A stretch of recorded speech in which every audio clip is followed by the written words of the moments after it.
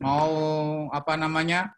Review jurnal atau ujian tulis, lisan apa? Ujian tulis gitu. Maunya apa ini?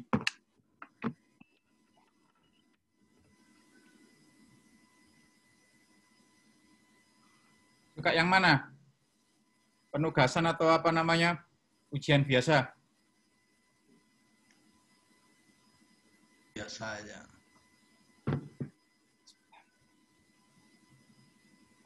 Maksudnya biasa anu ya?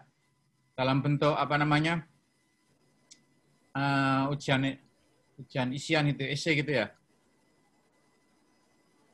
Yang penting tidak memberatkan, Prof. Oh gitu ya.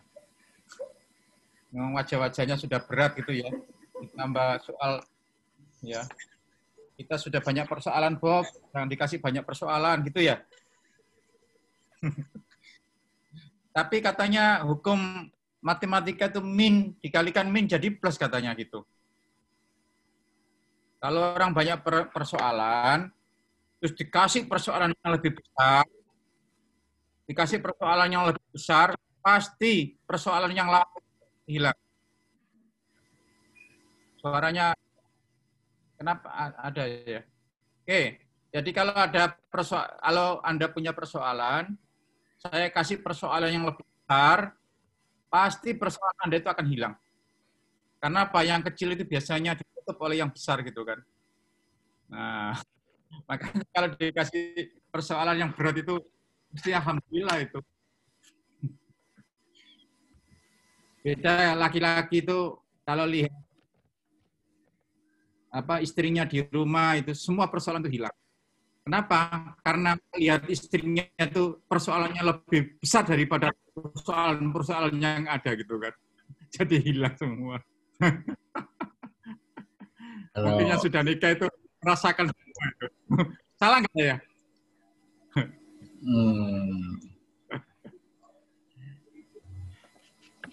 Oke ya.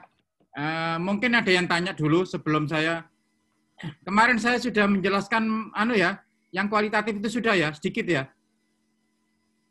Sudah kan presentasi yang kualitatif itu? Sudah belum? Kemarin masih tanya jawab sih kemarin, Prof. Enggak.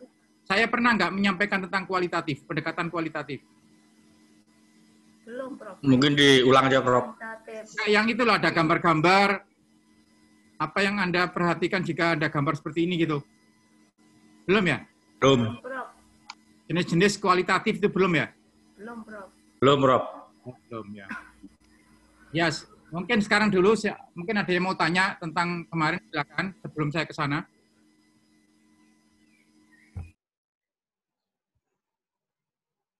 Jadi saya sudah bicara sama Pak Direktur, bicara juga sama Pak Rektor. Untuk MES ini saya lebih menekankan pada kuantitatif. Karena namanya MES itu harus ngerti dong, tentang statistik itu harus ngerti. Itu rukun wajib. Wajib ain, wajib apa ya? Dan haram mughaladzah kalau tidak ngerti statistik itu. Apa haram mughaladzah itu? Saking pentingnya, karena MES itu adalah hitung-hitungan ya. Hitung-hitungan itu harus. Dan saya sarankan ya, kalau Anda mau nanti tuh jadi lulusan yang punya daya saing, saran saya ya salah satunya itu Anda meneliti tentang penelitian kuantitatif. Apalagi hal-hal yang bersifat keagamaan, ya, terus apalagi local wisdom Anda angkat secara kuantitatif itu keren itu saya kira.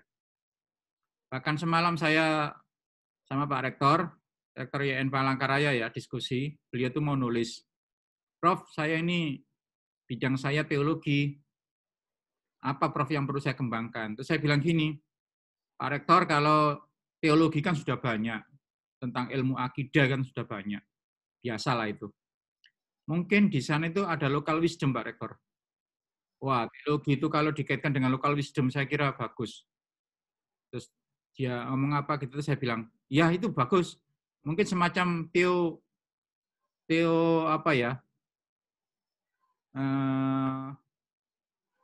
teoekologi. Nah, teoekologi itu kayak apa gitu kan. Oh itu saya kira keren itu. Karena bidang beliau itu kan bidang teologi. Teologi itu kan arahnya ke filsafat. Nah, bisa jadi ya nanti Anda, saya enggak tahu ya, di sana itu ada modal apa, modal budaya, modal tradisi apa, yang itu kalau diangkat itu bisa mengembangkan ekonomi gitu ya. Nah, itu saya kira bagus itu. Itu ada perpaduan antara local wisdom, ekonomi, dan keislaman itu. Saya yakin itu akan bagus hasilnya itu. Silakan kalau ada yang nanya, ya kalau enggak nanti saya masuk ke penelitian kualitatif.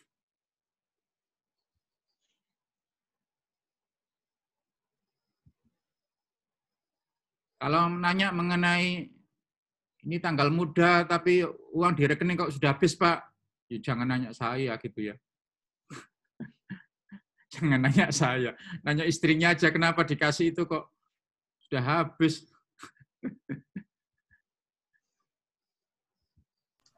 Karena uang kita nggak ada bahan pengawetnya, dan Pak. Memang wanita itu bahan, gimana kejam banget ini ngomong. Enggak, maksudnya pembuatan dari uang itu tidak ada bahan pengawetnya. Jadi begitu di tangan kita langsung amblas. Dengan gitulah. Wanita itu harus disayang gitu kan. Sayang gitu. Ada pertanyaan? Oke, kalau gitu saya awali dulu ya. Saya awali. Ya, sedikit aja mengenal kualitatif. Ingat ya, saya itu tidak anti kualitatif ya. Tetapi teman-teman tuh kadang-kadang kualitatif itu bukan kualitatif beneran. Semacam laporan tahunan gitu ya. Ceritalah berapa penduduknya, berapa gitu. Aduh, kalau gitu kan kayak tukang sensus saja itu kan. Padahal kualitatif itu ya, kalau betul-betul dikerjakan dengan serius, itu waktunya tidak cukup 1 semester ya, 1 tahun. Lama. Dan memang hasilnya kalau gitu bagus gitu kan. Bahkan kalau bisa kita menjadi partisipan observation. Sampai ada cerita itu ya. Sorry ya, ini cerita ini. Seorang peneliti itu meneliti di Papua.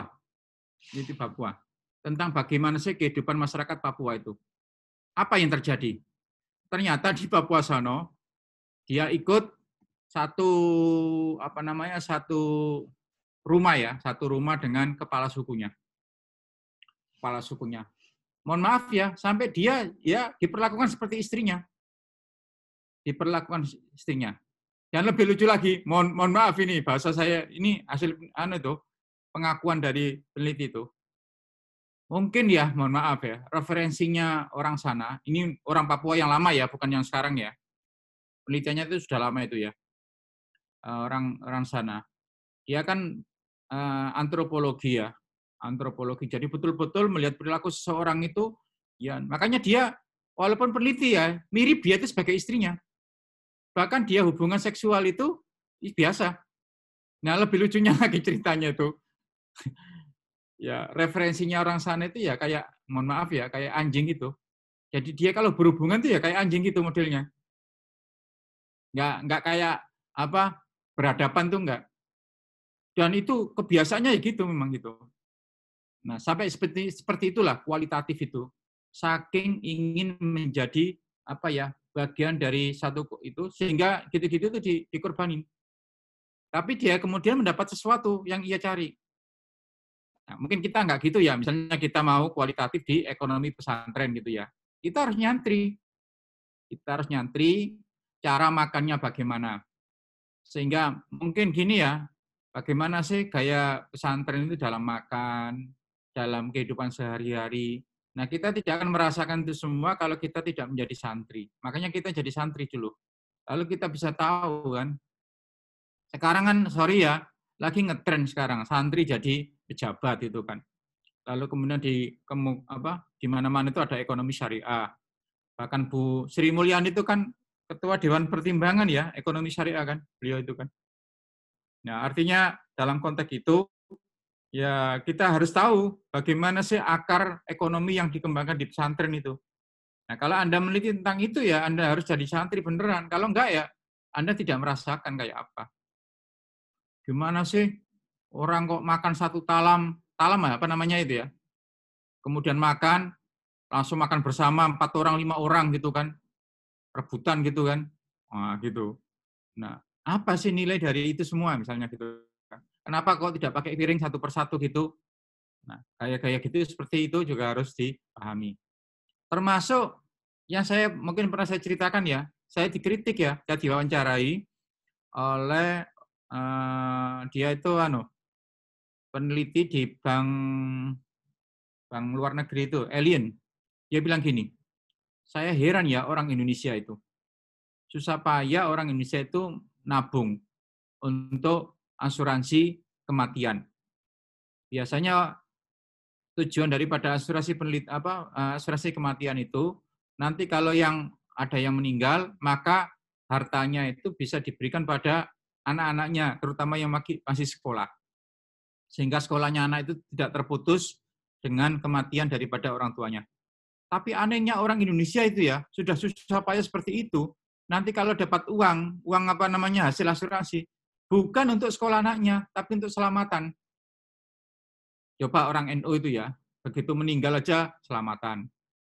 Ya orang NU, saya orang NU ya, ngomong apa adanya aja ya. Sampai hari ke-7. Biasanya hari ke-3 dan hari ke-7 agak lebih besar ya. Ada berkatan segala. Nanti hari ke-40, hari ke-100. Haul tiap tahun. Tiap tahun, 1000 tahun, 1000 tahun. 1000 hari ada lagi. Uang itu habis untuk selamatan. Bukan untuk, terus dia bilang gitu kan. Lalu apa gunanya asuransi gitu kan? Saya kasih penjelasan. Anda melihat cara ekonomi orang kita, orang Indonesia, jangan samakan dengan Anda yang di Jerman situ. Di Jerman itu memang seperti itu, sebagaimana Anda katakan. Tapi di Indonesia itu, coba Anda perhatikan nanti budayanya orang Batak. Orang Batak itu semakin tinggi tingkat ekonominya, tingkat statusnya, maka justru memotong kerbau itu semakin banyak. Memotong kerbau 1, 2, 3 itu menunjukkan tingkat hierarki sosial atau struktur sosialnya dia itu. Nah, anak itu hidupnya akan damai, senang, bahagia jika bisa menghormat pada orang tuanya. Termasuk meninggal itu dengan cara sedekah itu. Bagi anak yang menyatakan diri sebagai anak yang durhaka, anak yang ukukul waliden, itu ketika sampai mati pun tidak nyelamati orang tuanya. Bahkan orang tua di sini saya bilang ya, orang tua di sini itu kalau cari menantu, nanya dulu, kira-kira menantu saya nanti kalau saya mati itu sering ke makam enggak? Sering ke makam enggak? Kalau masa kita kan mesti gini, mau doakan enggak gitu ya. Tapi orang dulu itu enggak, bukan bahasanya bukan mendoakan, tapi apa? Mau ke makam enggak? Bahkan di tradisi budaya Jawa tertentu, kalau menjelang puasa itu ya nyekar itu ziarah kubur lah. Kalau ternyata orangnya itu di Jakarta misalnya, kampungnya di Palangkaraya, lalu kemudian dia tidak bisa ke Palangkaraya gara-gara apa, terus ada tetangganya pulang ke kampung ke Palangkaraya, maka dia titip bajunya. Ini baju saya titip ya, nanti kalau ke makam bawa baju saya nih. Anggap aja ini sebagai tanda absen saya gitu ya. Sampai seperti itu. Nah, artinya apa? Itulah budaya. Nah, dalam konteks-konteks itu, Anda itu kalau neliti itu akan jadi khas. Jadi khas. Makanya saya berharap ya nanti Anda tidak sekedar penelitian ini biasa-biasa saja, tapi kaitkan dengan budaya lokal itu keren itu.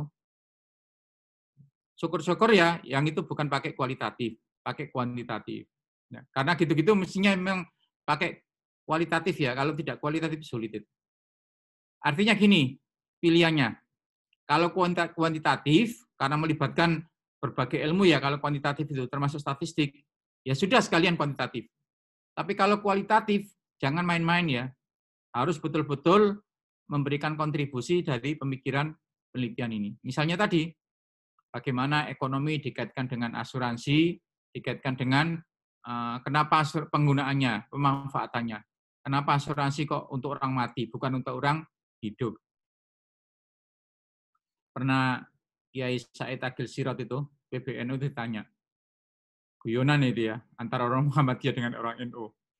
Kenapa sih NU itu kok minta tolong wasilah kok sama orang mati? Mestinya kan sama orang hidup. Apa jawab beliau? Ya justru orang mati itu lebih tepat, karena dia tidak punya kepentingan. Tapi kalau orang hidup dimintai wasilah, ya boro-boro nolong lo, gue aja udah pusing ini gitu. Katanya gitu kan, guyonannya itu.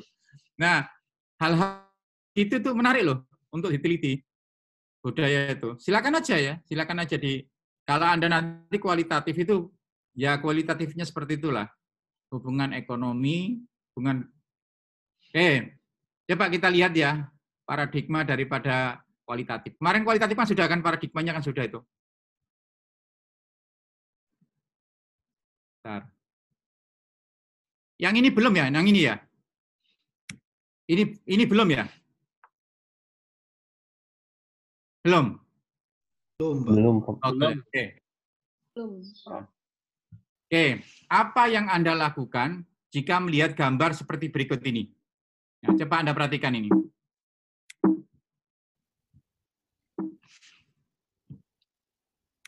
Nah, coba ini gambar apa ini?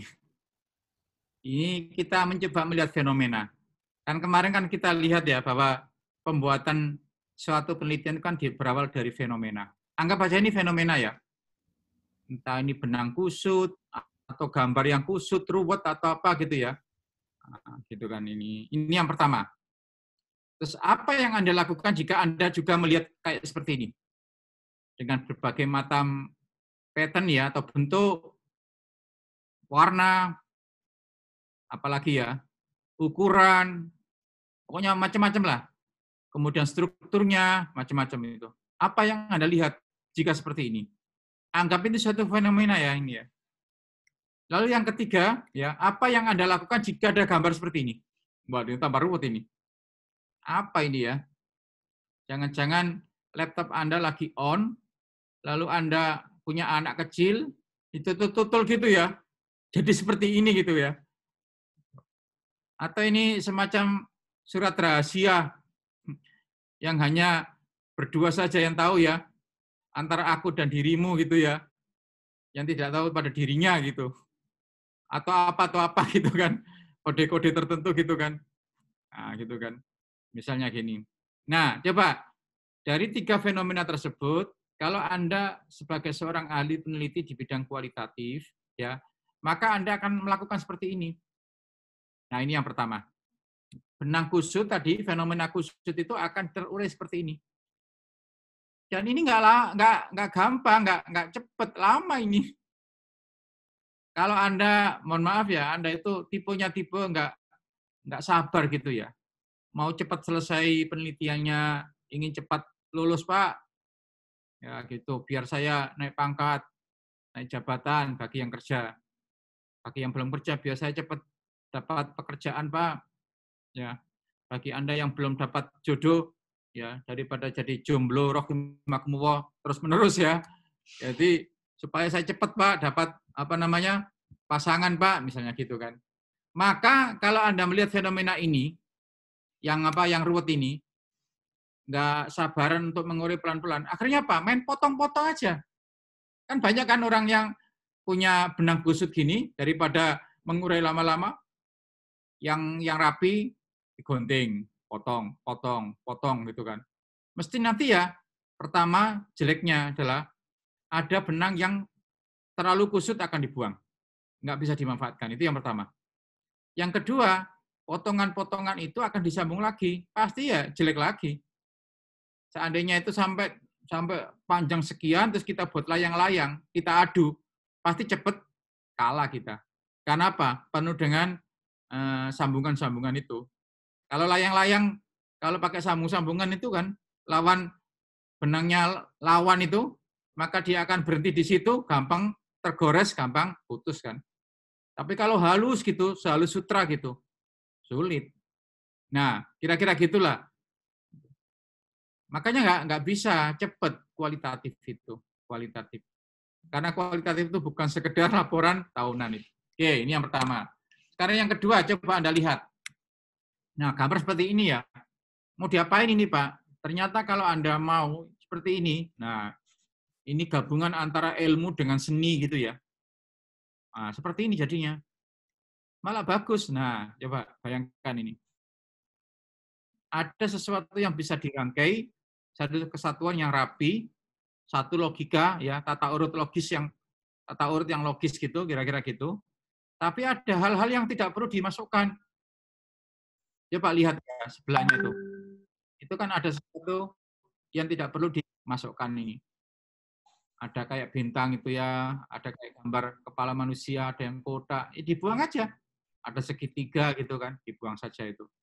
Karena apa? Itu nggak termasuk dari konstruk yang kita banyak penelitian kualitatif itu gitu ya, banyak datanya berserakan gitu. Lalu kita bingung, ini data itu diapain ya? Nah, sekarang yang ketiga, ini justru lebih anu lagi ini, lebih dalam lagi ya. Coba fenomena seperti ini, apa maunya? Oh, berarti Anda harus melakukan kategorisasi, dikategorisasi. Coba aja, ternyata bisa Anda. Nah, ini kategorisasinya. Ternyata bisa menjadi deretan angka. Ini masih belum disistematisasi ya. Pokoknya angka gitu aja. Ya. Coba Anda lihat itu 7, 5, 3, 4 di sebelah paling kiri itu. Yang gitu kan. Nah, lalu huruf yang paling besar, yang huruf besar X. Setelah X, N, G, nah itu kan. Nah, Anda lihat itu. Lalu huruf kecil. C-nya, sorry ya karena ini keliru ini. C-nya macam kecil. Ya, C, V, F. Lalu apa? Tanda-tanda. Tanda-tanda. Mulai tanda di atas itu ya, persentase, petik 2, dan sebagainya, dan sebagainya. Lalu apa? Angka Romawi. Nah, ini Anda baru sekedar memisahkan, mengkategorisasi. Sehingga semuanya data itu jadi terpakai, kira-kira gitu. Setelah rapi seperti ini, baru Anda sistematisasi sesuai dengan kebutuhan penelitian Anda. Apa itu? Nah, kayak gini. Nah, angkanya diurut 0, 1, 2, sampai 9. Kemudian, hurufnya juga diurut. Dari huruf besar ada, huruf kecil ada. Loh Pak, yang sebelahnya itu kan macam-macam Pak. Ada Romawi, ada simbol-simbol. Ketepatan yang diteliti di sini hanya angka dengan huruf besar, huruf kecil. Selebihnya tidak. Jadi itulah pembatasan dalam penelitian. Nah, gitu kan? Coba Anda dari sini aja, Anda kan sudah tergambar ya, kayak apa pola daripada penelitian kualitatif itu.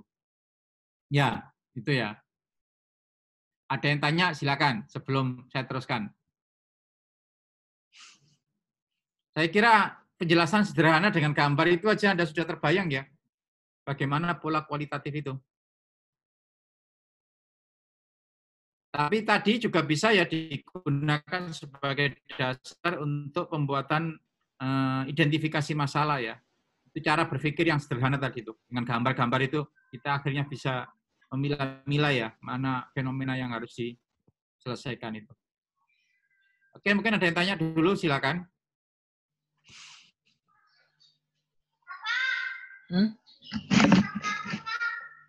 Wah, itu ada yang ditanya bapaknya itu.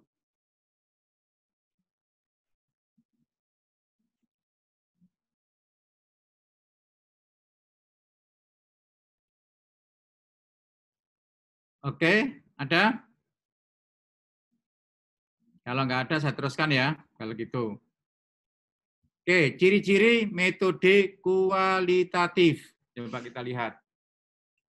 Penelitian kualitatif digunakan untuk meneliti pada kondisi objek yang alamiah. Sebagai lawannya adalah eksperimen. Ya. Kalau eksperimen itu dibuat intervensi, ya intervensi. Kalau alamiah itu apa adanya. Misalnya Anda mengukur tentang kelenturan karet. Karet itu kalau ditambah dengan bahan ini, bagaimana lenturnya, kalau ini ya. Ya, oke. Itu penelitian alamiah. Tetapi kalau Anda eksperimen, maka karet itu, ada jenis karet yang nggak lentur sama sekali. Gimana caranya ya supaya lentur ya? Nah, Anda eksperimen. Dikasih apa? Stimulus dengan api. Ternyata dikasih api jadi lentur ya, karet itu ini.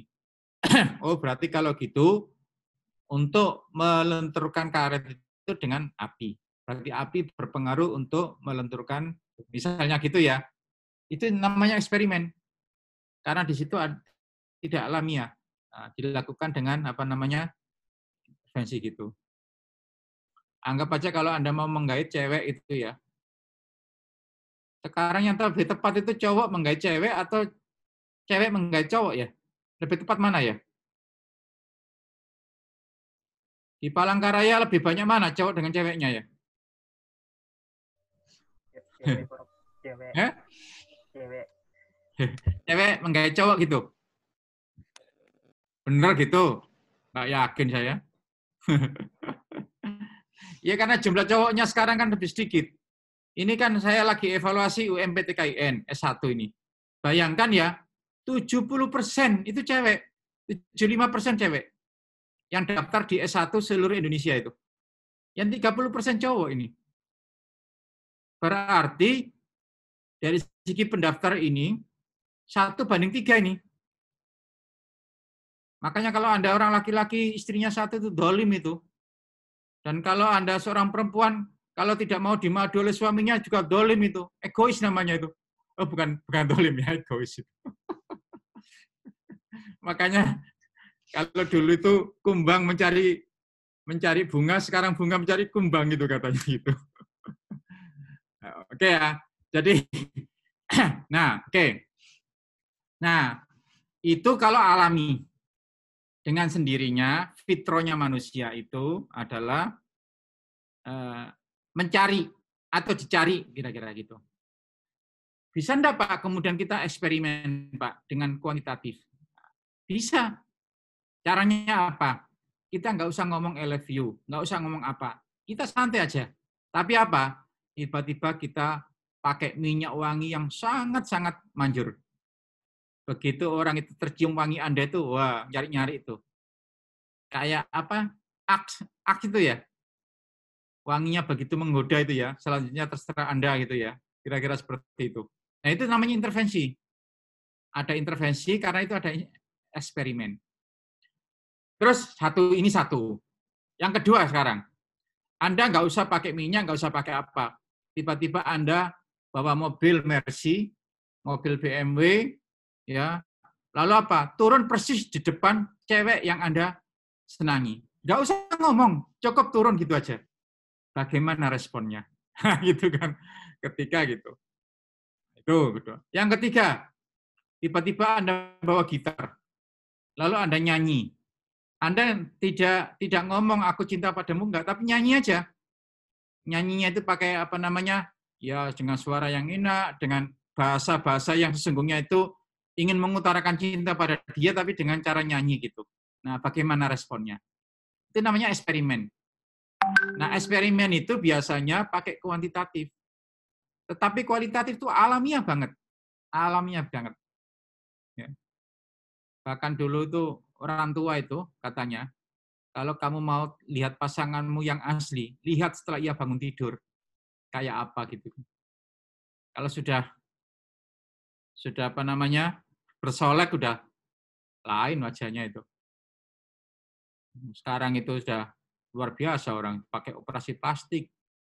Bahkan pernah ada yang operasi plastik keliru itu. Plastiknya Supermi yang dipakai. Akhirnya ya belundang-belundang itu wajahnya itu kan. Makanya hati-hati kalau operasi plastik itu.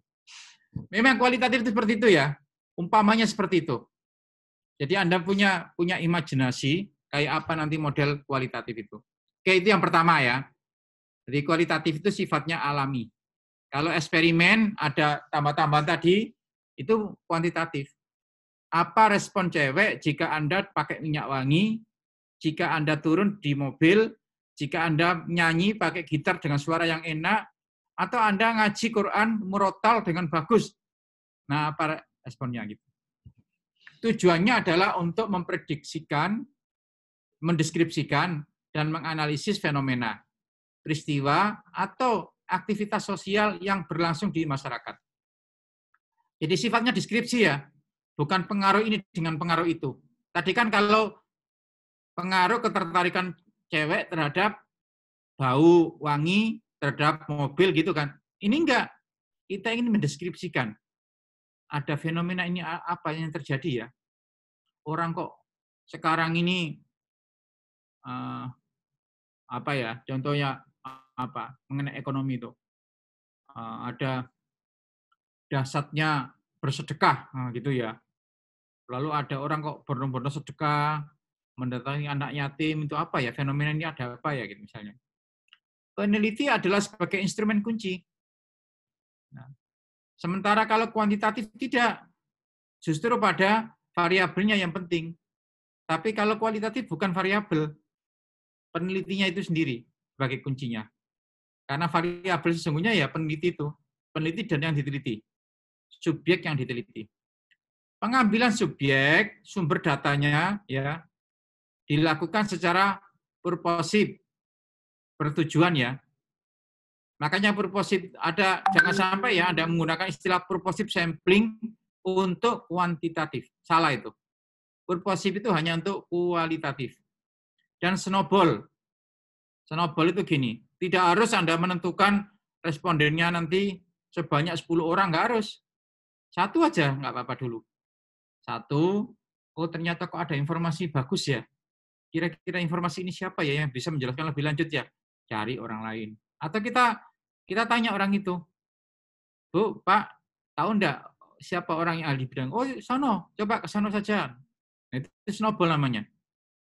Ya. Ibarat snowball itu, Anda bikin onde-onde, lalu Anda onde-onde itu akan jadi cantik, akan jadi enak jika Anda kasih wijen. Wijen itu nggak usah ya, Anda ambil wijen satu persatu Anda tempel gitu ya. Nggak mungkin lah. Onde-onde bikin satu terus nempelin wijen ya, kapan selesainya itu kan? Nggak penting. Tapi apa? Digelindingkan aja. Itu pakai diayak itu ya. Otomatis yang namanya wijen itu nempel. Ya. Kalau yang tidak nempel, jangan dipaksain itu ditempel, jangan. Itu namanya snowball itu ya. Snowball itu. Kayak bola salju itu kan gitu kan. Awalnya kecil, nempel tambah besar gitu ya. Nanti kalau sudah tambah kecil lagi. Oke. Teknik pengumpulan dengan triangulasi. Apa teknik? Ya, triangulasi itu sebagai kalau kuantitatif juga untuk uji validitas. Kevalidan suatu instrumen. Nah, kalau triangulasi, misalnya contoh tentang gimana ya, contoh misalnya kita ini melihat sisi psikoekonomi keluarga, misalnya psikoekonomi ya, kita meneliti tentang keluarga-keluarga baru. Ada keluarga baru yang sama sekali dia tidak punya pekerjaan, dua-duanya. Tapi dia bondo nekat untuk nikah. Dasarnya adalah ayat Al-Quran. Fankihu ayyama minkum wassolihina min ibadikum wa imaikum. Ya, kita disuruh nikah oleh Allah itu. Diteruskan, iyakunu fuqara jika kamu miskin. Iyakunu fuqara jika kamu miskin, yughnihimullahu min fadlih. Allah akan memberikan suatu kekayaan. Nah, dari ayat ini, maka orang itu bonek. Termasuk saya dulu ya. Saya dulu nikah itu adalah 3 hari setelah ujian skripsi. Boro-boro dapat pekerjaan ya. Belum. Makanya teman-teman gini, Cip, kamu kok berani nikah ya? Kamu kan belum dapat kerjaan. Apa yang saya bilang? Justru saya belum wisuda. Justru nanti saya tahu tidak dapat pekerjaan. Makanya saya nikah. Loh kok gitu? Iya. Nanti kalau saya setelah wisuda, saya tidak dapat pekerjaan, tidak punya pekerjaan, dengan nikah ini ada yang saya kerjain. Nah, saya bilang gitu kan. Ada yang saya kerjain gitu. Sepakat nggak? Iya. Itu. Nekat, itu bondo nekat ya. Nah, tapi Anda ingin semacam membuktikan ayat Allah itu. Benar enggak ya? jika kamu miskin, Allah akan berikan kekayaan. Ini kan ekonomi kan? Setting ekonomi kan? Oke. Lalu apa? Anda teliti dengan beberapa responden saja, karena Anda kualitatif ya, dengan beberapa keluarga. Betul-betul dia dari nol, gitu kan? Anda teliti gitu. Coba, kira-kira 2 tahun, 3 tahun kehidupan awal itu kayak apa? Itu ya. Itu. Bisa juga yang sudah nikah sekian tahun, sehingga kita punya sejarah yang panjang itu. Nah, saya tidak tahu ya kalau di Palangkaraya. Saya pernah 2 tahun di Minang. S2 saya yang MAG itu dan di Sumatera Barat ya, Minang Bonjol. Wataknya orang Minang dengan wataknya orang Jawa itu beda. Orang Minang tidak akan menikahkan anaknya kalau anaknya itu tidak mapan. Itu orang Minang. Memangnya nanti kalau kerja nikah anaknya orang itu, maksudnya istrinya ya, dikasih makan apa kalau dia belum kerja? Makanya di Minang itu tidak ada kamar laki-laki, itu nggak ada. Anak laki-laki itu adalah disuruh tidur di surau. Supaya apa? Dia itu pisah dari orang tua, sering merantau gitu kan, cari uang sendiri gitu. Dan mereka tidak akan nikah kalau tidak mapan. Beda orang Jawa. Ya, udahlah nikah-nikah aja.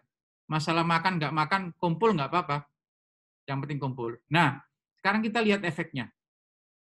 Makanya, sorry ya, dari sisi sini, orang Jawa ketika punya anak, ya setelah hidup tahun pertama, kedua, yang penting bisa makan aja. Paling dia butuh uang itu sekitar 5 tahun kemudian, setelah punya anak. Apa akibatnya? Orang Jawa, karena nikahnya muda, nanti begitu anaknya kuliah, yang lagi butuh-butuhnya uang, dia masih fresh. Dia fresh. Artinya apa? Masih bisa membiayai dengan tenaga masih ekstra. Bayangkan orang Minang ya, nikahnya itu rata-rata minimal usia 30. Orang punya pekerjaan kan gitu. Apalagi mapan ya banyak yang telat, 35 baru nikah gitu ya. Itu bahasanya guyon itu lucu itu. Itunya kok hanya untuk kencing aja ya, tidak untuk yang lain gitu. Kalau orang nikahnya 35 itu kan gitu. Ya, ini S2 nggak apa-apa ya ngomong gini ya. Tapi apa yang masalahnya? Begitu anaknya lagi butuh-butuhnya uang untuk kuliah, mohon maaf ya, sudah pada pensiun. Usianya sudah tua. Bekerja banting tulang, mohon maaf ya, fisiknya tidak sekuat sebelumnya. Nah, justru dalam konteks ini, budaya Jawa dalam konteks pernikahan itu, untuk masalah ekonomi, masih bagusan orang Jawa daripada orang Minang. Karena apa? Kebutuhan kita akan keluarga ekonomi itu bukan tahun-tahun awal pernikahan. Dan ingat, tahun-tahun awal pernikahan itu sekalipun miskin, cintanya masih besar itu. Biarlah kayak nyanyinya Maggie Z ya, sepiring berdua, gubuk derita, pokoknya semua nyanyinya Maggie Z kan nggak enak semua itu kan pokoknya kan. Tapi cintanya tinggi itu bisa mengalahkan segala-galanya. Justru ketika sudah punya anak, problem banyak, nah itu betul-betul punya uang, harus jangan sampai loyo gitu ya. Kalau budaya Palangkaraya budaya apa? Mirip Minang atau mirip Jawa? Kebanyakan apa? Mirip Jawa, Pak. Oh, mirip Jawa ya. Jawa, Pak. Ada enggak yang keluarga mirip Minang gitu? Enggak nikah kalau tidak, artinya calon mertua pun enggak akan terima kalau dia belum kerja gitu. Enggak ada ya? Hampir enggak ada. Pak. Hah? Enggak ada, Pak. Enggak ada ya.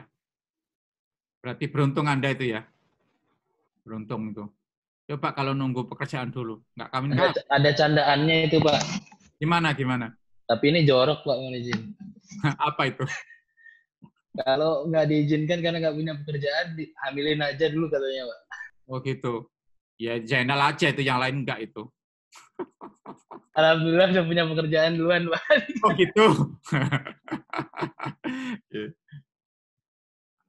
Saya senang ya kalau ngajar kualitatif itu enak, ngomong kemana-mana itu enak. Memang kualitatif itu gitu. Walaupun nanti fokus kita ke ekonomi, tapi bisa coba kemana-mana kan. Tapi kalau ngajar kuantitatif itu kadang-kadang kaku gitu ya, kaku kuantitatif itu. Tapi ya Anda nggak bisa tidak, karena apa? Anda ini ekonomi masalahnya ini. Oke ya, saya teruskan tadi. Kemudian, nah, triangulasi tadi, sorry ya, tadi contohnya terlalu kemana-mana tadi. Triangulasi tadi mengenai keluarga yang masih awal tadi kan. Nanti Anda jangan nanya suami istri saja. Mungkin kalau Anda nanya suami istri saja dengan tingginya cinta itu, mengalahkan segala-galanya. Terkait dengan masalah ekonomi tidak akan dibicarakan. Karena apa? Cintanya itu melebihi segala-galanya. Hanya rumusnya tadi ya, sparring berdua, gubuk derita, apalagi ya itu ya. Nah, perlu ditriangulasi, di second opinion atau apa gitu ya, dengan orang lain, ke mertuanya, ke orang tuanya, ke saudaranya, ke temannya, gitu kan. Jangan-jangan dia hidup bahagia itu ketika di rumah saja, bukan di kantor gitu kan, di kantor. Kalau di kantor jangan-jangan dia sering masalah gitu. Tapi di rumah karena cintanya lupa segala-galanya itu. Nah, gitu kan. Tapi ini saya punya rahasia laki-laki ya. Laki-laki itu kalau dikasih uang cash, pulang, sudah diumpet-umpetin gitu ya. Dengan tempat yang paling, terus ketahuan istri. Itu namanya uang sial. Sialan ketahuan istri gitu ya. Sialan ketahuan istri. Loh kok gitu, Pak? Iya, perempuan itu kan kadang-kadang egois. Kalau laki-laki punya uang, uangmu, uangku gitu kan. Tapi kalau perempuan punya uang, uangku, uangku sendiri gitu kan. Jarang. Salah nggak saya? Salah nggak? Itu kan. Nah, Benar sekali itu, Pak. maksud saya triangulasi itu jangan pada subjek yang kita teliti saja. Kita konfirmasi pada mertuanya, pada orang tuanya, temannya, tetangganya, itu. Kalau ternyata semuanya sama, oh berarti valid, data itu valid, baru bisa kita analisis. Tapi ternyata dari triangulasi itu kok beda-beda semua, wah ini ada masalah ini, keluarga ini ada masalah. Ngomongnya ekonomi nggak ada masalah, tapi kira-kira orang nikah itu butuh cinta atau butuh ekonomi ya?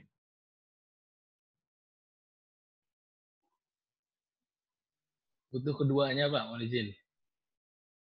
Jangan jawab yang cowok dong, yang cewek. Cewek, cowok sini kata saya nggak apa-apa itu. Ceweknya itu,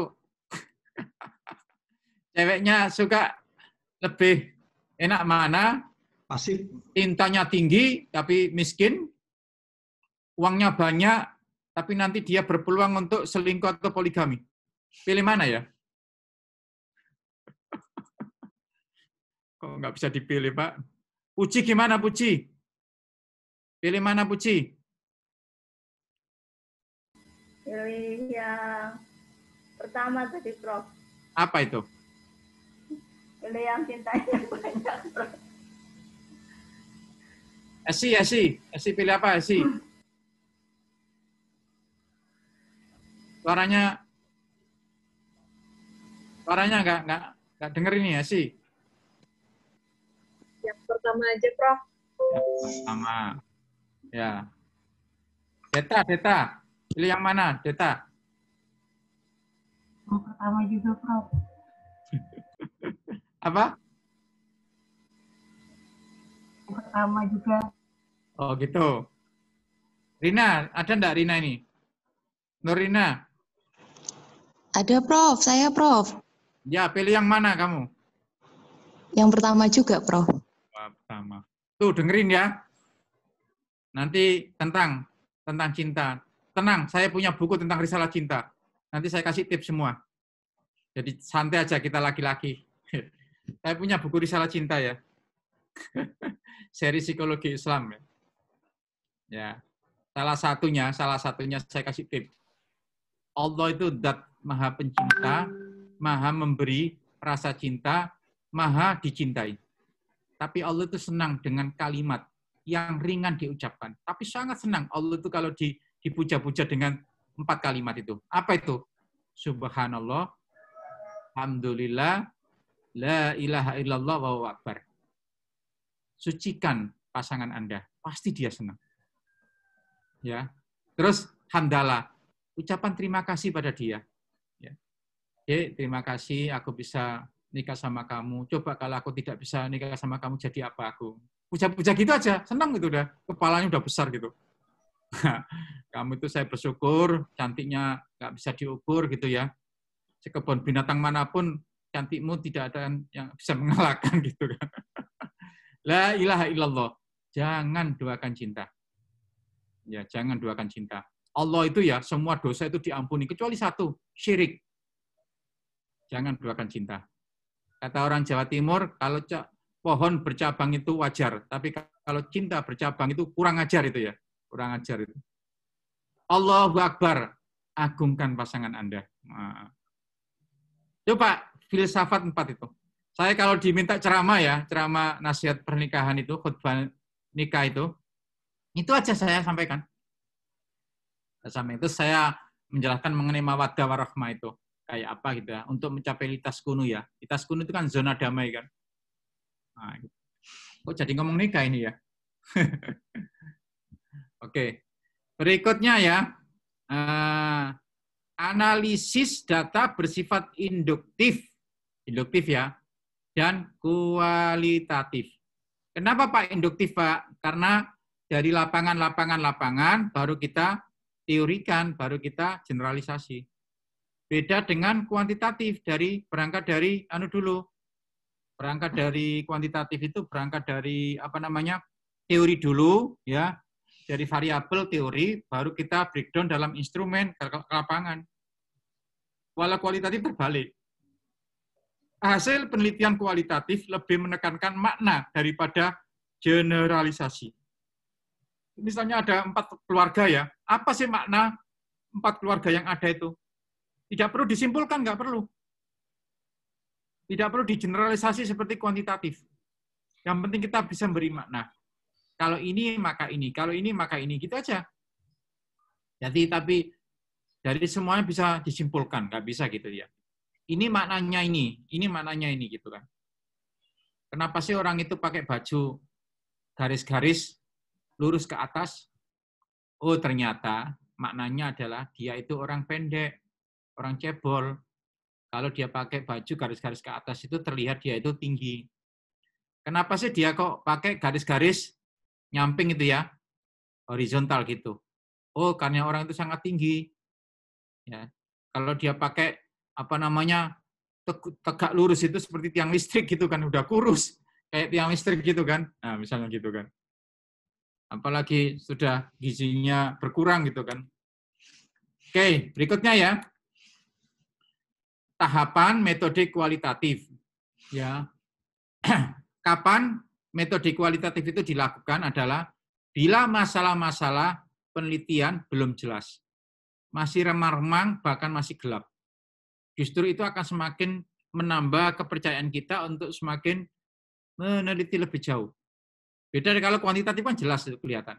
Ingin memahami makna di balik data yang tampak. Apa di balik data yang tampak itu? Jangan sekedar yang tampak saja. Ya. Kalau misalnya ya, kenapa kita melihat ekonomi masyarakat. Kenapa ya orang Minang itu, begitu nyampe pertama kali, kita ketemu orang Minang, ya udah lama nggak ketemu ya, apa yang dilakukan orang Minang? Apa yang ditanyakan? Ayo makan.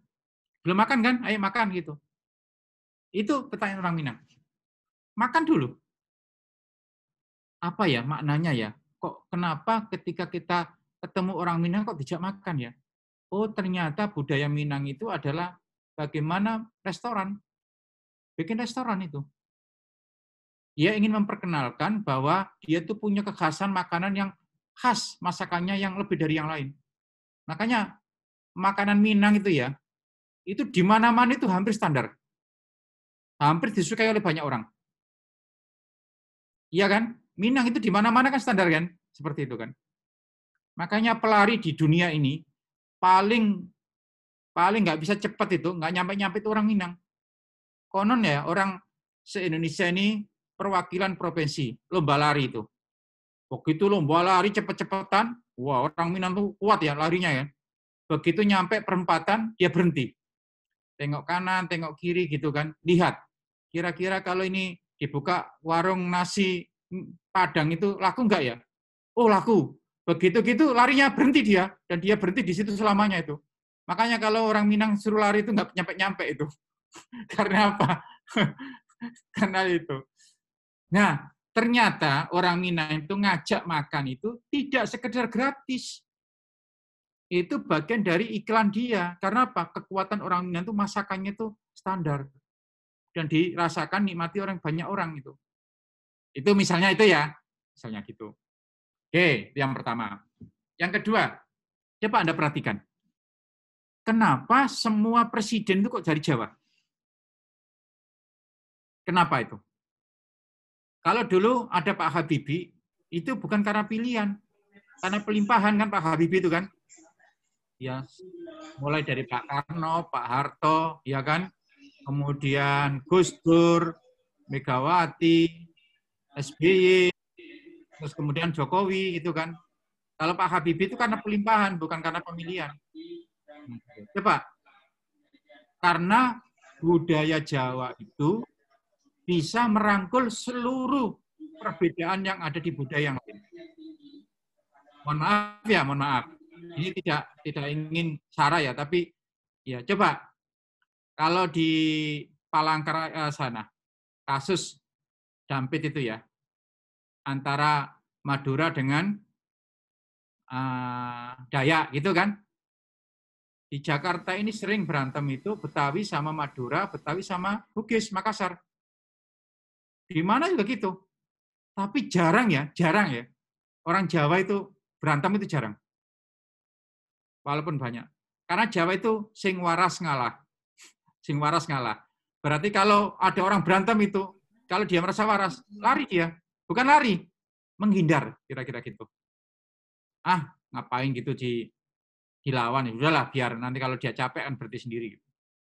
Lalu ada kata ing ngarso ing madya mangun karso ing apa itu? Ada tuturi Handayani itu ya. Ingarso Sungtulodo, Pak. Ya. Ingarso Sungtulodo, ya. Handayani. Tuturi Handayani. Ada tambahan satu. Ing Wardiman Jayanegara itu ya. Dulu ada Pak Wardiman jadi Mendikbud itu ya. Ada Ing Wardiman Jayanegara. Ngetut ngguri sambil ngandani, Pak. Oh gitu ya. Ngetut ngguri sambil ngandani itu. Itu diterjemahkan tuh. Biar yang lain tuh tahu itu apa itu maknanya. Di depan sebagai pemimpin, di tengah sebagai memberi solusi, dan di belakang menuruti yang di depan, Pak. Oke, itu artinya ya. Artinya apa? Nah ini gara-gara itulah ya yang kemudian bisa merangkul semua ya tipe-tipe budaya, tipe-tipe kepribadian seorang itu. Jadi jangan Anda lihat Jawanya. Kenapa? Jangan dilihat Jawanya, tapi lihat apa yang dimiliki oleh orang Jawa, sehingga kok Jawa lagi gitu. Nah gitu ya. Sampai di daerah Bengkulu, saya pernah di Bengkulu 1 tahun ya, karena PNS saya pertama dulu kan di Bengkulu. Di kampung-kampung itu nama itu banyak dinamai nama Jawa. Dengan harapan zaman Pak Harto itu, jangan berharap jadi pegawai negeri kalau namanya tidak Jawa. Itu pemahaman mereka ya. Ya, zaman Pak Harto itu kan ada 3 kan kekuatan kan. Sama Jawa. Pak. Hah? Sama di Kalimantan juga sama. Sama ya. Sama. Ya itu masih zaman Pak Harto dulu itu mah gitu. Siap. Pak Harto itu kan ada 3 ya, Jawa, ABRI, ya TNI. Waktu itu masih polisi masuk di dalamnya ya, Jenal ya. Masih di dalam ABRI waktu itu namanya belum TNI ya. Siapa? ABRI dulu, Pak. Terus kemudian April, Pak. Pak April, Pak. Zaman Pak April. Gimana? Zaman Pak April itu, Pak. Pak April itu April. Pak. Oh, gitu. Terus kemudian satunya Golkar gitu kan. Artinya gini, kalau Anda lihat fenomena semacam itu, jangan semata-mata Jawanya yang dilihat. Apa di balik Jawa itu? Sehingga kok menjadi presiden? Oh, ternyata budaya Jawa itu tadi Anda harus membaca itu. Nanti sedikit saya kasih contoh ya. Kayak apa contoh penelitian kualitatif itu kayak apa? Oke, saya teruskan. Kemudian berikutnya,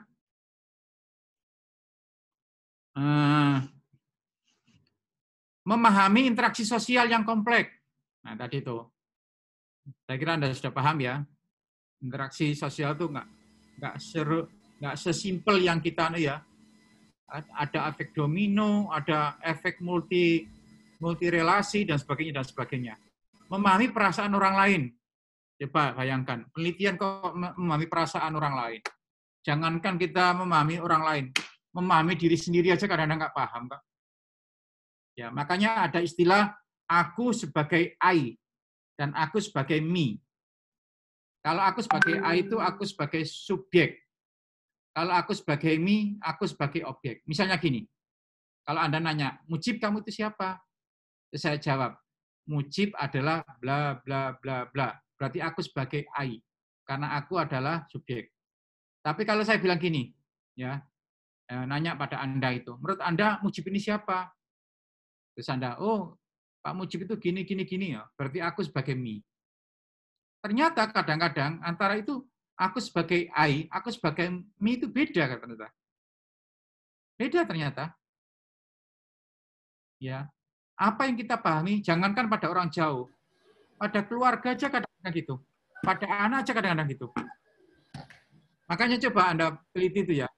Kenapa Anda ada anak kalau bermasalah dengan punya masalah, itu ceritanya bukan pada orang tuanya, bukan pada ibunya, bukan pada bapaknya, tapi justru cerita pada orang lain. Justru orang lain lebih dulu tahunya masalah dia daripada orang tuanya. Karena apa?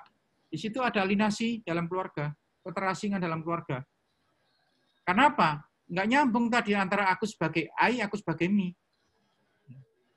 Nah, coba, kalau Anda saya tanya, pemain sepak bola dengan penonton sepak bola itu pinteran siapa? Pinteran siapa? Penonton, Pak. Penonton ya. Begitu nendang bola, terus nggak masuk, bego loh gitu aja nggak bisa masukin gitu kan. Memangnya dia kalau nendang itu bisa. Ya. Tapi itulah ya penonton itu ya. Seolah-olah lebih hebat daripada pemainnya kan. Nah kira-kira gitu. Nah itu aku sebagai me. Makanya kadang-kadang itu kalau ulang tahun tuh kalau bisa ya jangan ulang tahun pernikahan atau ulang tahun apa gitu ya. Ya itu jangan apa namanya ulang tahun pernikahan itu jangan foya-foya enggak. Evaluasi. Saya sering ya sebagai konselor gitu. Kalau ada orang ada masalah gitu, udahlah nanti ulang tahun pernikahan aja. Nanti kita makan bersama gitu kan. Saya sholat jamaah, makan bersama, saya evaluasi satu persatu. Bapak udah berapa tahun ini nikah ini? Sekian tahun. Coba Bapak ingat-ingat dulu apa cita-cita dalam pernikahan ini? Oh gini Prof, gini. Oke. Lalu sampai sekarang cita-cita itu sudah tercapai apa belum? Alhamdulillah Prof sudah. Ada enggak Pak? Apa saja itu yang sudah itu? Bla bla bla bla. Ada enggak Pak yang belum? Ada Prof. Apa ini bla bla bla bla. Nah itu kan dia mengutarakan kan itu kan. Nah setelah itu terus ibunya, Ibu tadi kata Bapak nikah sudah sekian tahun. Apa dulu ketika harapan pertama kali nikah itu kayak apa? Bla bla bla bla. Lalu apa? Saya matchingkan antara tujuan awal dua-duanya. Lalu selama nikah ini Bu, apa sudah tercapai? Ada Pak. Tapi banyak nggak tercapai. Apa yang tidak ini? Oh berarti ada missing ini antara suami istri. Nah, kan gitu kan? Nah, gitu. Terus lalu setelah itu saya tanya anaknya bagaimana gitu kan? Nah itu kan jadi menarik kan gitu ya. Jadi semua masalah itu akan terlampiaskan itu ya. Karena apa itu menggali perasaan. Kita nggak bisa ya kemudian menginterpretasi sendiri gitu, nggak bisa. Harus dengan cara tadi. Sehingga kita tahu apa isi dari perasaan responden itu. Mengembangkan teori, jelas ya. Mengkonstruksi fenomena, jelas. Memastikan kebenaran data, jelas. Meneliti sejarah perkembangan, ya itu ya. Nah, penelitian kualitatif itu metodenya banyak sekali. Ada yang kualitatif interaktif, ya studi etnografi. etnografi ya, tentang asal-usul ya. Asal-usul. Misalnya Habib gitu ya. Kenapa Habib itu kok genetisnya dari apa namanya itu? Rasulullah, bagaimana apa namanya? Masalah-masalah ekonominya kayak apa? Misalnya gitu. Tapi etnografinya, historis tentang sejarahnya, fenomenologis, tadi sudah banyak saya sampaikan ya, studi kritis, kita mengkritisi apa gitu ya, kasus, studi kasus, satu persatu kasus. Misalnya bagaimana dinamika ekonomi keluarga yang memiliki anak ABK, anak cacat ya, gampangannya gitulah. Lalu kualitatif ada yang non-interaktif, contohnya apa? Analisis konsep. Boleh ya, konsep tentang ekonomi Islam gitu ya. Tapi saya kira itu sudah nggak penting ya. Sekarang itu sudah sebaiknya penelitian lapangan, tidak hanya konsep. Historis ya, tentang sejarah. Kemudian kebijakan. Bagaimana kebijakan undang-undang ini tentang ini. Kemarin kan ada Omnibus Law ya, misalnya ya. Apa kaitannya dengan ekonomi Islam itu misalnya. Anda mengkritisi salah satu pasal. Pasal ini penuh dengan masalah, karena ini kalau dikaitkan dengan Islam gini-gini. Itu juga boleh. Apa-apa itu. Oke, ya, itu apa namanya, tahapan dalam penelitian kualitatif. Lalu, metode-metodenya. Lalu, dasar teori penelitian kualitatif. Ada pendekatan fenomenologis, memahami arti peristiwa dan kaitannya terhadap orang dalam situasi tertentu. Nah, tadi contoh-contohnya banyak ya, tadi pesantren, keluarga, dan macam-macam tadi sudah saya sampaikan tadi.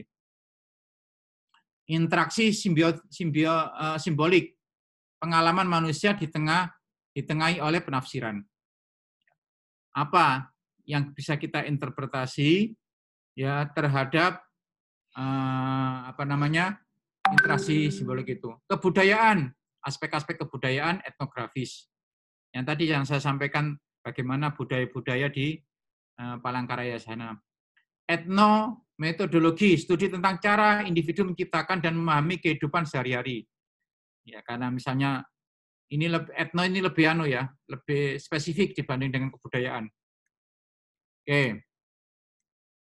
Sehingga ini menentukan fokus penelitian.